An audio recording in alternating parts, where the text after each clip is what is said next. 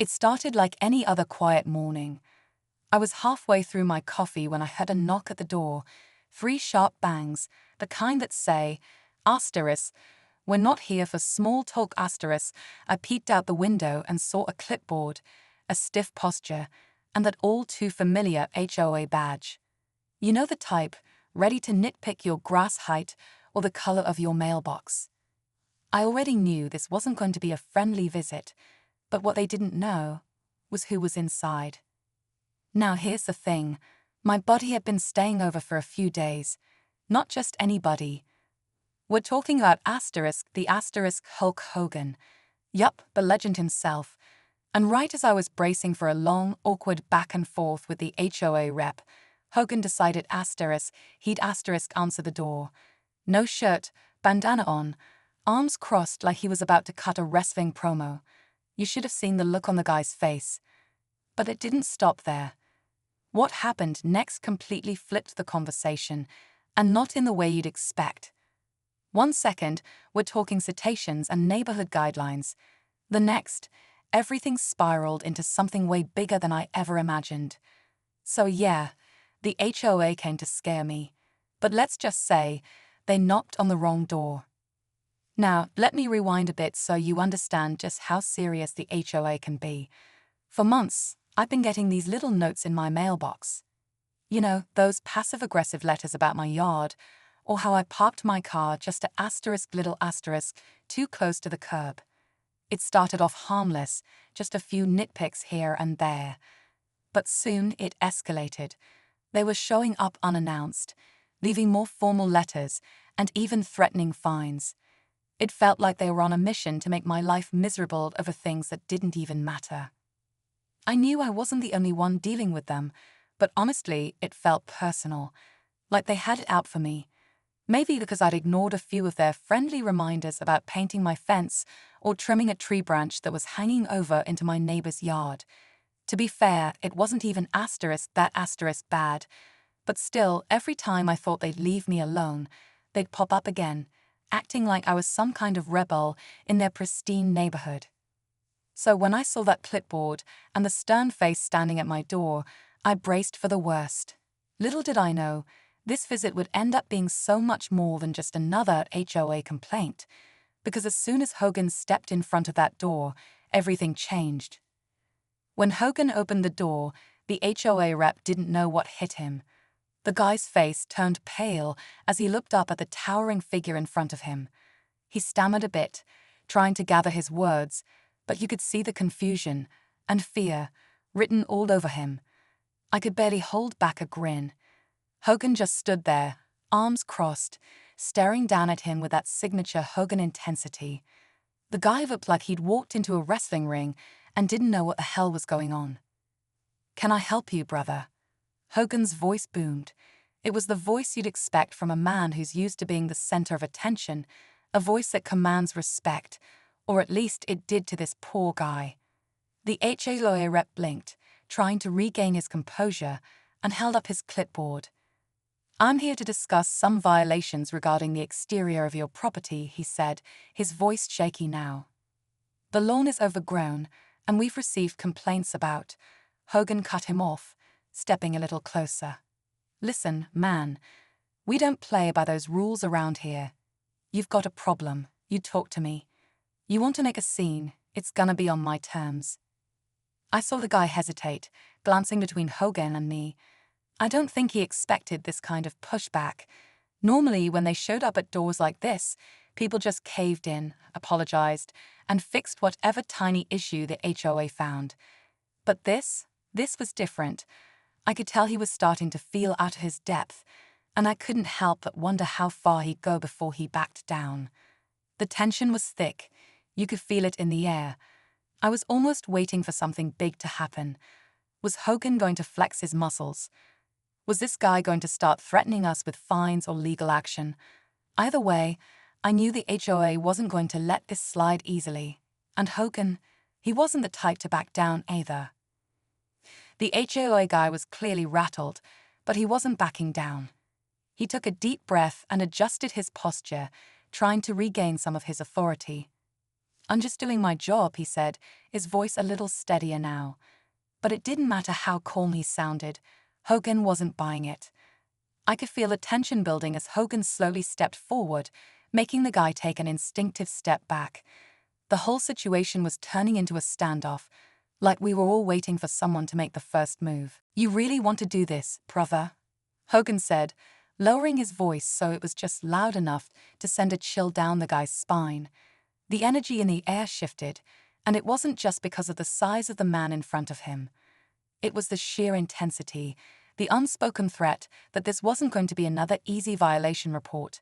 This was a showdown. The HOA rep's hand tightened around his clipboard. He was clearly considering his options, probably running through all the ways this could go wrong for him. He was stuck. He couldn't just leave and ignore the violation. He had to follow through. But I knew the second he tried to escalate it, we were going to be in even deeper trouble. "You don't understand," the guy said, his voice breaking slightly now. "If I don't report this, I'll be fired. You're not the only one who has to follow rules." I exchanged a quick glance with Hogan. This wasn't just about some overgrown grass anymore, it was personal. Something bigger was at play, and I had a bad feeling we were about to find out what. The clock was ticking, and every second felt like it was bringing us closer to a point of no return. Would we back off? Would the HOA push harder? I had no idea, but whatever happened next, it wasn't going to be simple. Just as the HOA rep was about to say something else, I heard a car pull up in the driveway. I turned instinctively, expecting it to be another neighbor. But then I froze. It wasn't just any car. It was a black SUV with tinted windows, the kind you only see in movies. My stomach sank. I recognized it immediately. That was the kind of car they used for real business and from the way the rep's eyes went wide when he noticed it too, I wasn't the only one who had a bad feeling. The door to the SUV opened, and a man stepped out, tall, dark suit, the kind of guy who looked like he'd been in charge his whole life. He walked up to the house with the same authority the HOA rep had been trying to project, only this guy was real authority. The rep seemed to shrink in his presence, like a mouse next to a lion.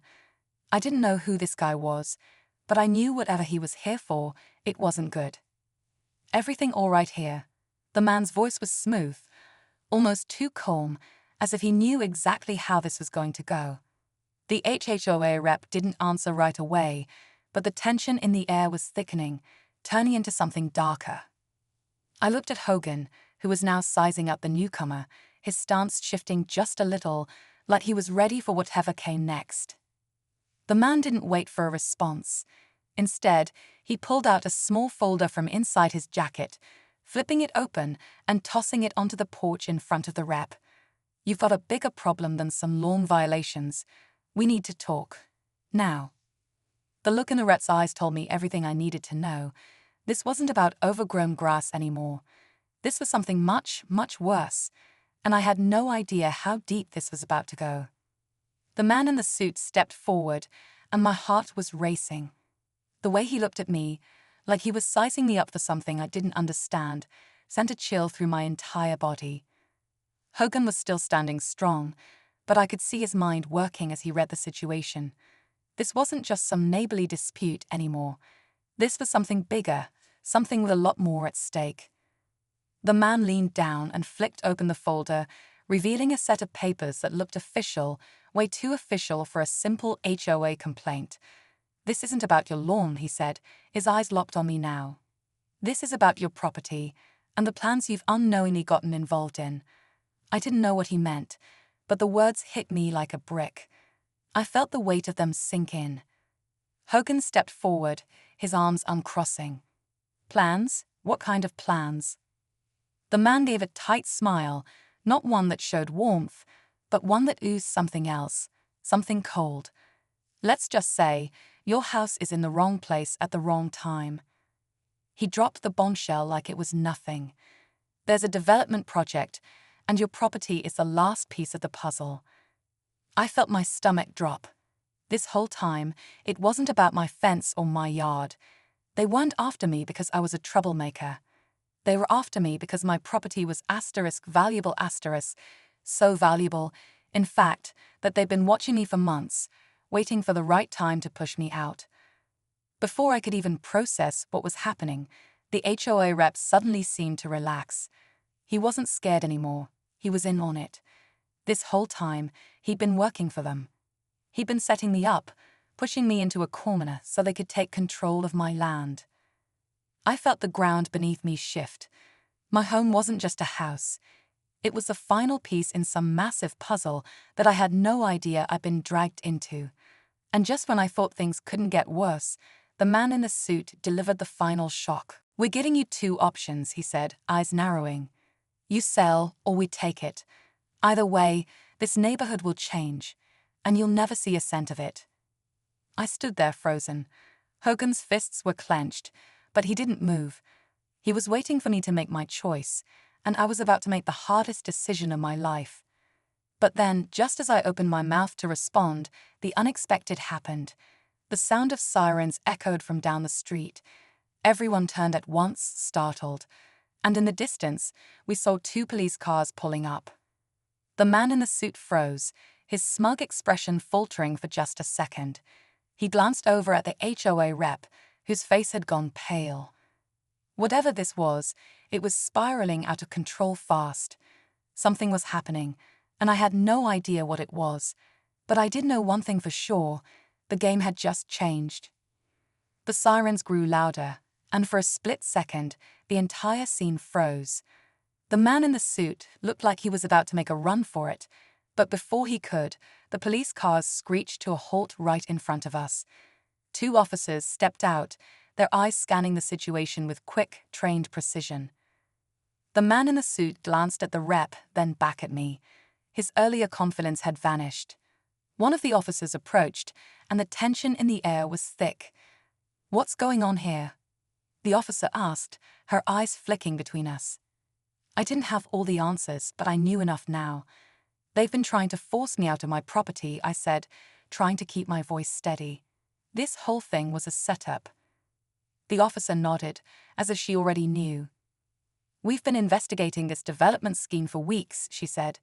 "This man here, he's been running a scam, trying to intimidate homeowners into selling." The suit guy's face turned red, his plans unraveling faster than he could react. The HOA rep stood silently, realizing his part in this was now exposed. In the end, the scam was busted wide open. The development project was put on hold, and the HOA rep was reassigned to another district. I never had to worry about them again. And Hogan, well, he stayed to make sure no one ever knocked on my door again without proper warning. It wasn't just about a lawn anymore. It was about standing up for what's right, even when the odds are stacked against you.